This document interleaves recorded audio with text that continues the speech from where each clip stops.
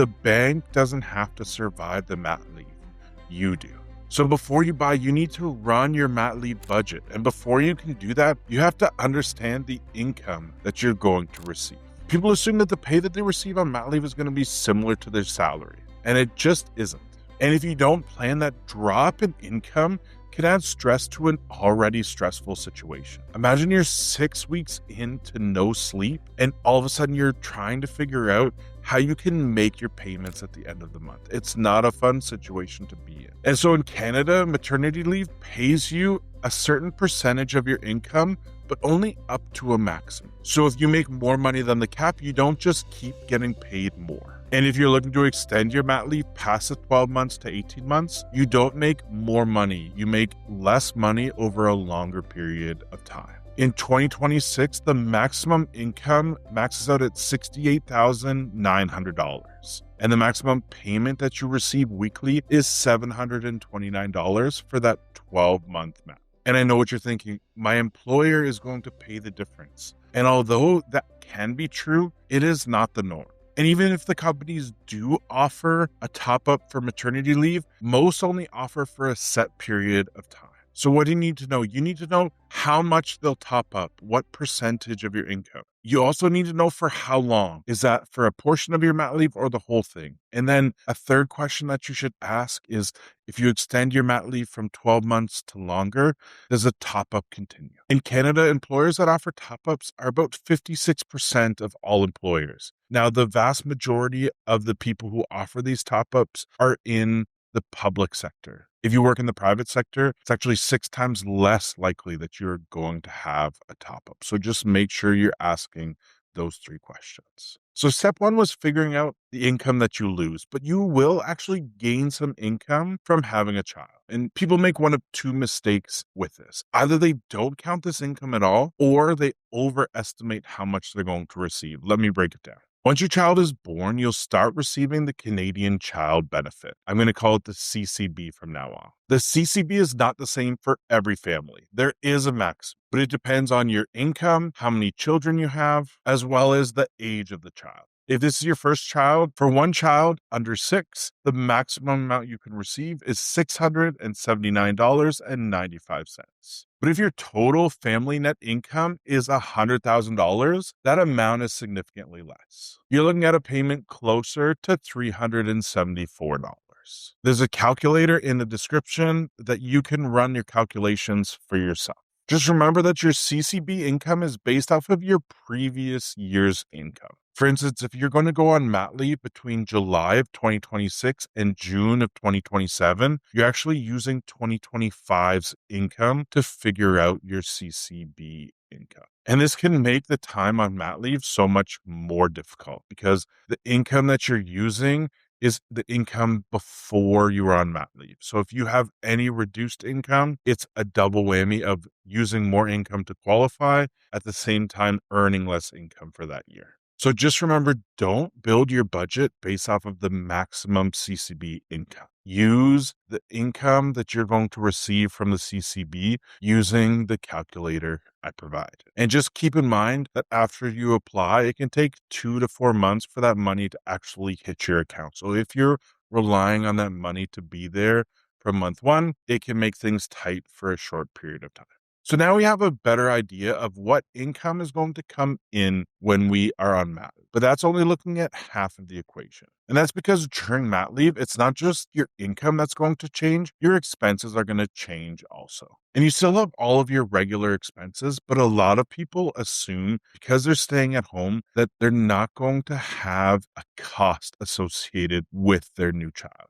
And this is because they think, well, we're not going out, we're not going to do as much, and that will offset the cost of our baby. But what studies in Canada have found is somewhere between $300 and $700 a month is the cost of a newborn baby for the average Canadian. This includes things like diapers, wipes, formula if you need it, clothes, medicine, random things that you didn't know you needed until you had a child. And in those numbers, that doesn't include some of the bigger purchases or startup costs, if you want to say that, with having a child. So something like a crib, a stroller, a car seat, monitor, furniture, all of the things that you buy before the baby arrives are not included in this monthly cost. So when you're running your mat leave budget, don't just change the income, also make sure you're adding the expense line as well. And once that expense line is added, then the guessing stops. Now you can run your budget. Take your income, your expenses, put them beside each other, and see how the monthly payments come out.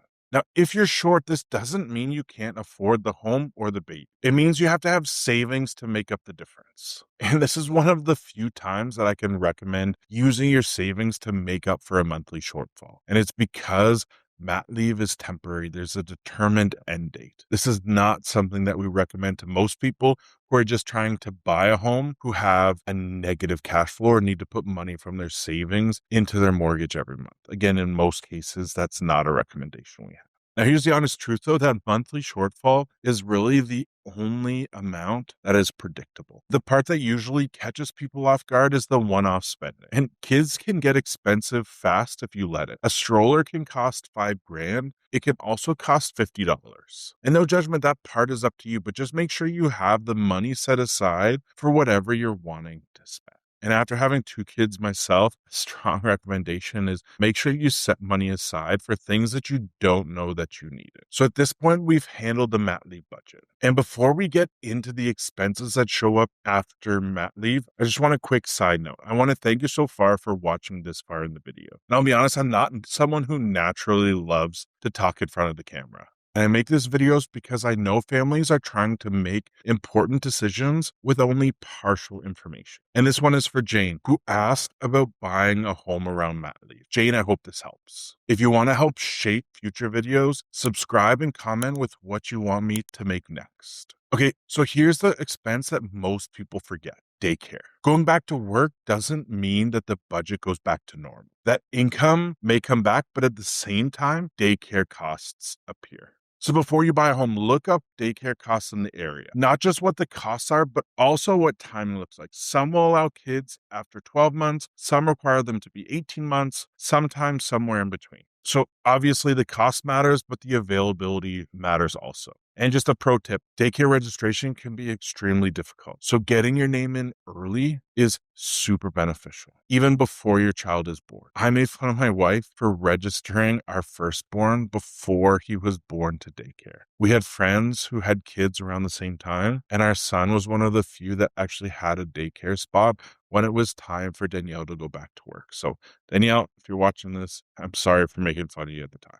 At the same time, not only is the cost and the availability important, but it's important to schedule for you as well. You think that your income is going to return. If you can't get into a daycare, one of you might have to go down to part-time, or you might have to go into a more expensive daycare because they have availability. So a quick check here is, what does the daycare cost? What does the availability look like? When would you need it? And will you actually get the spot? If you ask those questions to your daycare provider, they'll be able to provide you with the answers and have you prepared. And if all of the money works, then that's great. But money is not the only reason why people are forced to move. Sometimes the house gets too small. It stops fitting the life that it was bought. And here's the honest truth. I have a 5 and a 4-year-old, and the baby stage doesn't last forever. They grow up so fast. And a house that works for a newborn doesn't always work for a toddler. So before you buy, think past the baby stage. You want to think, will this house be big enough for me in 5 years? Because there's nothing worse than stretching to try to buy a home, surviving mat leave just to realize 2 years later that you have to sell, that you're forced to sell. And that can bring all the expenses and headaches associated with moving again.